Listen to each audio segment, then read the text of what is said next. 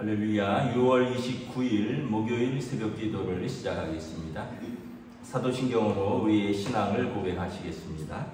나는 전능하신 아버지 하나님 천지의 창조주를 믿습니다.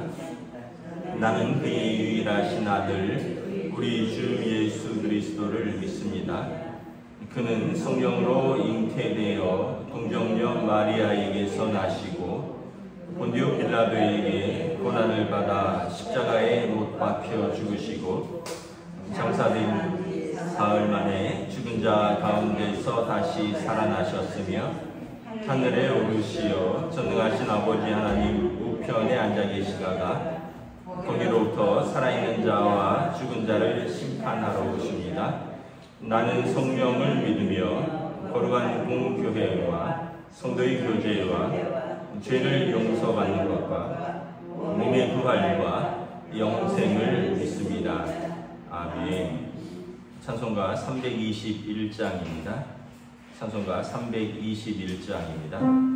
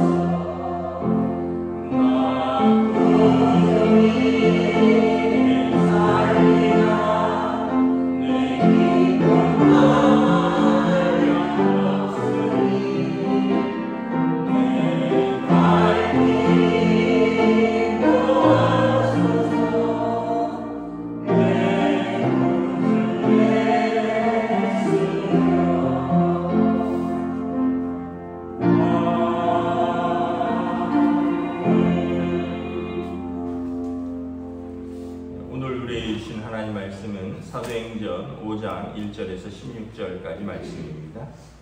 사도행전 5장 1절에서 16절까지 말씀입니다. 다 찾으신 줄 알고 저와 여러분들이 한 절씩 교독하도록 하겠습니다. 아나니아라 하는 사람이 그의 아내 삽비라와 더불어 소유를 팔아 그 값의 얼마를 감추고 그 아내도 알거라. 얼마만 가져다가 사도들의 발 앞에 두니 베드로가 이르되 아나니아야 어찌하여 사탄이 내 마음에 가득하여 내가 성령을 속이고 땅값 얼마를 감추었느냐. 땅이 그대로 있을 때는 내 땅이 아니며 한 후에도 내 마음대로 할 수가 없더냐. 어찌하여 이를 내 마음에 두었느냐. 사람에게 거짓말하는 것이 아니요 하나님께로다. 아나니아가 이 말을 듣고 엎드러져 혼이 떠나니 이 일을 듣는 사람이 다 크게 두려워하더라. 젊은 사람들이 일어나 시신을 싸서 내고 나가 장사하니라. 3시간쯤 지나 그의 아내가 그 일어난 일을 알지 못하고 들어오니 베드로가 이르되 그 땅 한 값이 이것뿐이냐 내게 말하라 하니 이르되 예 이것뿐이니라 하되라. 베드로가 이르되 너희가 어찌 함께 꾀하여 주의 영을 시험하려 하느냐. 보라 내 남편을 장사하고 오는 사람들의 발이 문 앞에 이르렀으니 또 너를 메어 내가리라 하니 곧 그가 베드로의 발 앞에 엎드러져 혼이 떠나니라. 젊은 사람들이 들어와 죽은 것을 보고 메어다가 남편 곁에 장사하니 온 교회와 이 일을 듣는 사람들이 다 크게 두려워하니라. 사도들의 손을 통하여 인간의 표적과 기사가 많이 일어나니 믿는 사람이 다 마음을 같이하여 솔로몬 행각에 모이고 그 나머지는 감히 그들과 상종하는 사람이 없으니 백성이 칭송하더라. 믿고 주께로 나오는 자가 더 많으니 남녀의 큰 무리다가 심지어 병든 사람을 메고 거리에 나가 침대와 요위에 누이고 베드로가 지날까에 혹 그의 그림자라도 누구에게 덮일까 바라고 예루살렘 문에 수많은 사람들이 모여 병든 사람과 더러운 귀신에게 들어온 가는 사람을 데리고 와서 다 나음을 얻으리라. 아멘. 할렐루야. 네, 오늘 또 새날을 주셨습니다. 하나님께서 은혜와 평강으로 함께 하시기를 축복합니다. 오늘 말씀은 사도행전, 그러니까 초대교회에 일어났던 어떤 큰 두려운 한 사건을 다루고 있습니다. 우리가 잘 아는 아나니아와 삽비라 부부의 어떻게 보면 헌금을 드리다가 죽은 사건입니다. 1절, 2절에 보면 부부가 의논을 했습니다. 소유를 아마 3절 쭉 보면 땅을 팔은 것 같아요. 땅을 팔았는데 얼마를 드리고 얼마는 남겨두자. 뭐 그게 상관이 없죠. 왜냐하면 3절, 4절에 보면 땅이 그대로 있을 때도 내 땅이 아니면 판 후에도 내 마음대로 할 수가 없더냐. 근데 이제 그게 중요한 것이 아니라 이 부부가 이제 이것이 땅을 판 전부입니다 라고 이제 이야기를 했다는 거죠.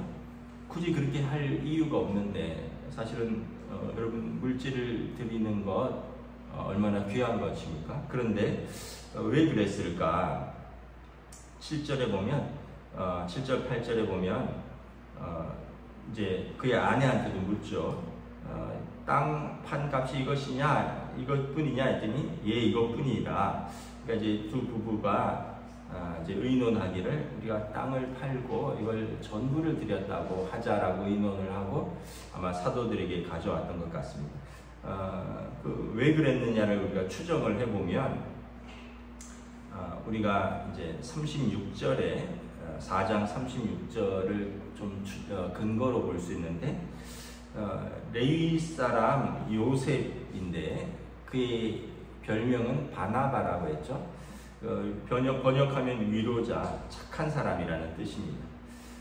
바나바가 이제 4장 37절에 밭이 있음에 팔아 그 값을 가지고 사도들의 발 앞에 두니라.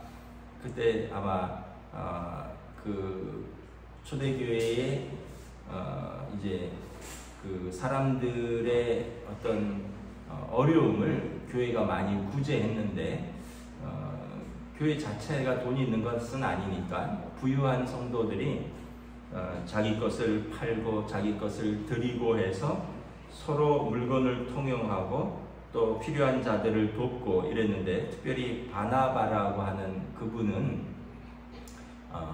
아마 이런 일들을 통해서 많은 연약한 사람들, 가난한 사람들의 위로가 되었고 또 사도들에게 큰 힘이 되었고 또 사람들의 칭찬을 받았습니다.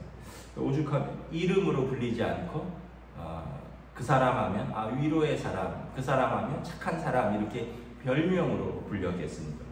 그래서 아마 아나니아와 삽비라 부부가 이 바나바의 그 칭찬을 좀 듣고 싶었던 것 같아요. 목말라 했던 것 같습니다. 그래서 사실은 헌금을 드리는 귀한 믿음의 고백이 있었지만 그 동기가 외식이었고, 결과적으로 그것이 3절에 보면 베드로가 이렇게 말합니다. 사탄이 내 마음에 가득하여 내가 성령을 속였도다. 그러니까 결과적으로는 성령을 속인 결과가 되어왔다는 거죠. 성령은 하나님의 영이니까 하나님을 속인 것이고, 또 초기 교회의 그 정결함을 깨뜨린 것이고, 또 사도들의 권위를 속이고 교회의 질서를 이제 무너뜨리고자 하는 그런 결과를 가져왔다는 것입니다. 우리가 이 본문을 대할 때 좀 마음이 어렵습니다. 그럼에도 불구하고 왜 하나님께서 꼭 죽이시는 그런 어떤 징벌을 내리셔야만 했을까? 뭐 교회의 물건을 훔친 것도 아니고, 뭐 대놓고 어떤 사도들의 권위에 대적한 것도 아니고, 단지 그냥 바나바가 부러워서 헌금하다가 조금 거짓말을 한 것인데 이것으로 죽을 것까지 있는가, 이런 생각을 하죠. 그런데 이제 우리가 묵상해야 될 것은 초대교회가 어떤 교회였는가를 생각을 해보는 거죠. 초대교회가 막 탄생한 신생교회였습니다. 다시 말하면 아주 순수하고 어린 교회였다는 거죠. 그리고 성령 공동체로서 성령 충만함을 입어서 하나님의 영이 그들 가운데 가득한 거룩하고 정결한 공동체였는데, 이 사건을 샘플로 하나님께서 삼으신 것이 아닌가. 그래서 초대교회의 그 정결함과 거룩함을 지키고 교회가 어떤 것인가를 모든 사람들에게 두려움 가운데 알려주는 것이죠. 5절에 보면 아나니아가 엎드러지니까 이 일을 듣는 사람이 다 크게 두려워했습니다. 또 10절에도 보면, 또 10절 11절에도 보면 또 그의 아내도 남편 장사하고 들어오니까 또 그의 엎드러져 죽은 것을 보고 교회와 이 일을 듣는 사람들이 다 크게 두려워했다는 거죠. 그러니까 초대교회의 거룩함과 정결함을 하나님께서 세우기 위해서 샘플로 이 부부를 사용하신 것으로 보입니다. 여러분, 만약에 우리가 하나님은 공의의 하나님이시기도 하지만 사랑의 하나님이십니다. 성경에 보면 구약에서 하나님의 오른손은 인자와 자비와 긍휼이 풍성하신 사랑의 손이고요, 왼손이라는 표현이 있어요. 하나님의 왼손은 직접적으로 드러나진 않는데 공의와 심판의 손입니다. 하나님의 오른손을 안 붙잡으면 필연적으로 하나님의 왼손을 만나게 되는 것입니다. 하나님의 인자와 자비와 긍휼과 사랑이 풍성하신데 그것을 외면하면 심판과 공의를 만나는 것이죠. 하나님에 대해서 사람들이 죄를 용서받았으니까 아무렇게나 해도 된다, 이제 은혜 만능주의죠. 또 하나님에 대해서도 또 공동체에 대해서도 두려움이 없는데, 오늘 이 사건을 통해서 초대교회 성도들이 하나님이 어떤 분이신가, 하나님이 은혜와 사랑이 풍성하시지만 하나님을 속이면, 성령을 속이면 하나님께서 공의와 심판의 하나님이시라는 것을 알려주는 거죠. 두 번째는 죄에 대한 두려움입니다.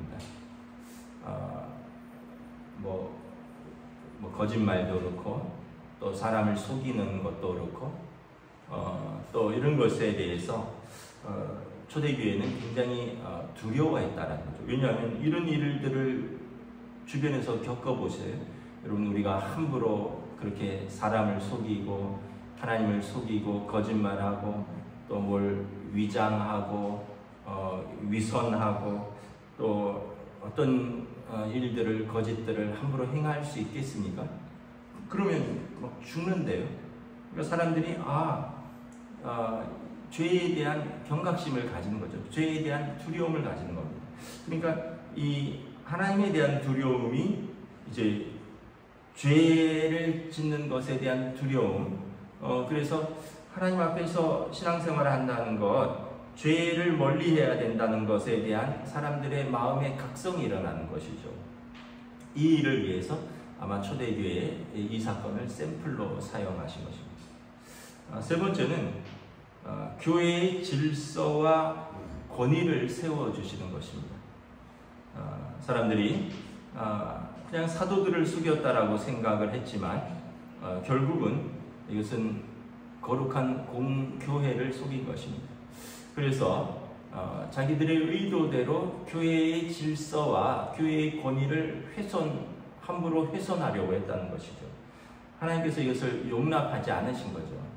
결국은 사도들의 한마디 한마디 가운데 아나니아와 삽비라의 거짓이 드러나고 공동체 앞에서 그들이 엎드러지는 것을 보면서 사람들이 교회는 사람들의 단순한 모임이 아니라 거룩한 성령의 공동체이고 교회의 질서와 권위에 대해서 함부로 해서는 안 되는 것이구나 라는 것을 깨닫게 되는 것입니다.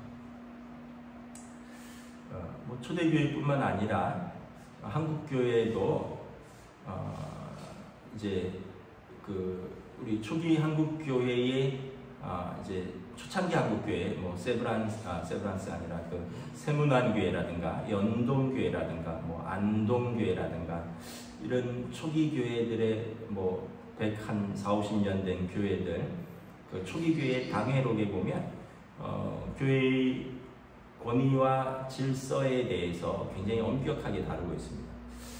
예를 들면 여러 번 말씀을 드렸는데 어떤 집사님이 사채놀이를 했어요. 교인들한테 이리저리 돈 빌려주고 고리의 이자를 받았습니다. 이 이야기가 교회 안에서 문제가 돼서 당회가 불러서 그렇게 하지 마십시오. 어려운 사람을 돕든지 아니면 이자 놀이는 교회에서 하지 마십시오. 그 사람이 내 자유인데 무슨 상관이냐? 그러면 한 번 권했고 듣지 않으니까 그분을 이제 치리했는데 징계하는 거죠. 교회에서 직분을 박탈하고 쫓아냈어요. 그 당시는 교회가 많지 않았고 그래서 그러면 우리처럼 딴 데 가면 되지 이게 그렇게 될 수 있는 게 아니라 교회를 옮기면 이명을 받아가야 됩니다. 이 교회에서 내가 어떤 신앙생활을 했고 그래서 내가 어떤 직분을 가지고 있었고 이명 증서를 교회에서 받아가야 됩니다. 이게 당회에서 떼어주는 건데 이명 증서를 떼어줄 때는 그 사람이 옮기는 사유와 교회의 책벌을 기재하도록 되어 있습니다. 예를 들어서 이사를 가서 그 교회로 옮깁니다. 이런 사유라면 받는 교회에서도 문제없이 받는데 이거는 교회에서 고리에 돈놀이를 하다가 당회에서 하지 말라고 권고했는데 듣지 않아서 교회에서 이제 징계를 받고 쫓겨난 사람입니다. 이 사유를 기재해서 보낸. 그러니까 이걸 들고 어디든지 갈 수가 없는 거예요. 또 양반들이 있었고 상놈들이라고 하는 조선시대였으니까 초기 교회 때는 양반들이 부인도 있고 첩도 있었습니다. 어느 장로님이 양반 출신이라서 첩이 있었는데 예수 믿었으니까 이제 축첩을 하지 마시오. 첩을 보내시오. 그랬는데 이거 관례고 양반들은 다 첩들이 있습니다. 신앙생활은 신앙생활이고 나는 그냥 첩도 데리고 살겠습니다. 장로의 직을 박탈하고 이제 교회에서 떠나도록 교회에서 쫓아낸 거죠. 그러니까 초기 교회는 어떤 예루살렘 교회뿐만 아니라 이제 그 교회의 어떤 질서에 대한 그리고 교회의 권위에 대한 것들이 서 있었는데 요즘은 사람들이 여기 아니면 교회 없냐? 뭐 이러면서 뭐 꼭 이명 증서가 있어야지 뭐 받아주는 것도 아니고 이제 사람들이 이제 교회의 권위와 또 질서에 대해서 쉽게 생각하는 거죠. 초대교회는 하나님께서 이 사건을 통해서 이 세 가지를 분명하게 세워주셨습니다. 하나님을 속이고 성령 공동체를 속이는 것에 대해서 하나님이 두려움을 갖게 하셨고, 또 사람들이 죄에 대해서 분명한 두려움을 갖게 하셨고, 세 번째는 교회 공동체의 질서와 권위에 도전하고 이것을 깨는 것에 대한 하나님께서 분명한 경고의 메시지로 이 두려운 사건을 주셨다는 것입니다. 그러므로 이제 초대교회의 거룩하고 정결한 공동체를 하나님께서 세워 가시려고 하셨다는 것입니다. 12절부터 16절에 보면 이제 사도들을 통해서 민간의 표적과 기사가 많이 일어났습니다. 믿는 사람들은 다 마음을 같이해서 솔로몬 행각에 모여서 말씀을 들었고요.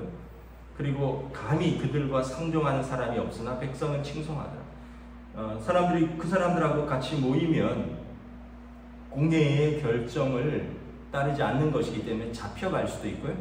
또 자기들의 죄를 가지고 함부로 교회 공동체에 들어갔다가 이렇게 아나니아 삽비라 사건도 있었기 때문에 감히 교회에 대해서, 감히 그 성도들의 모임에 대해서 함부로 하지 못하고 감히 또 이 안에 들어오는 것도 쉽게 들어오지 못했지만 그럼에도 불구하고 온 백성은 교회를, 성도들을 칭찬했다는 거죠.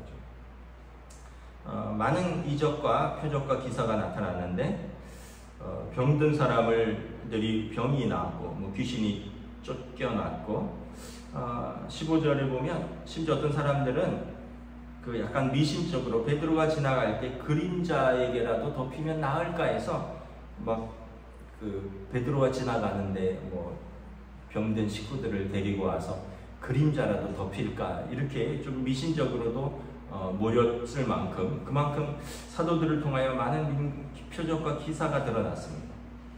16절에 보면 마치 예수님과 함께 하셨던 제자들처럼 예루살렘 부근에 병든 사람들, 더러운 귀신 사람들이 그들에게 나와서 나음을 입었다라는 거죠. 우리가 여기서 한 가지 깨닫는 것은 뭐냐면 하나님께서 교회의 기도를 들으신다는 거예요. 성도들의 기도를 들으신다는 거예요. 왜냐하면 그들이 이제 공회에서 예수의 이름으로 말하지도 말고 전하지도 말고 가르치지도 말라라는 경고를 받고 왔지만 그들이 함께 모여서 크게 기도하죠. 사도들이 놓여서 동료들에게 돌아와서 이렇게 기도하죠. 주여 이제도 그들의 위협함을 굽어보시옵고 또 종들로 하여금 담대히 하나님의 말씀을 전하게 하여 주시옵고 손을 내밀어 병을 낫게 하시옵고 표적과 기사가 거룩한 종 예수의 이름으로 이루어지게 하옵소서.